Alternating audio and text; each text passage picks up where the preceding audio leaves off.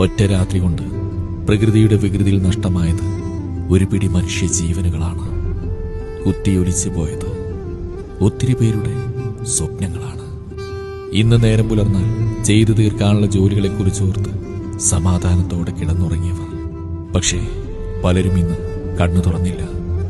സ്നേഹനിധിയായ ഉപ്പയെ നഷ്ടപ്പെട്ടവർ, പ്രിയപ്പെട്ട ഉമ്മയെ നഷ്ടപ്പെട്ടവർ, മക്കളെയും ഭാര്യയെയും സഹോദരിമാരെയും സഹോദരങ്ങളെയും നഷ്ടപ്പെട്ടവർ.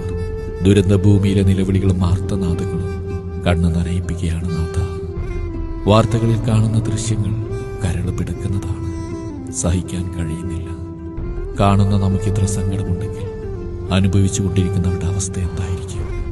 നമ്മുടെ പ്രാർത്ഥനകളിലും നമ്മുടെ പ്രിയപ്പെട്ടവർക്ക് വേണ്ടി നമ്മുടെ കരങ്ങൾ ഉയർത്താം. പ്രകൃതി ദുരന്തങ്ങളെ തൊട്ട് സർവശക്തൻ നമ്മെ കാക്കുമാറാവട്ടെ.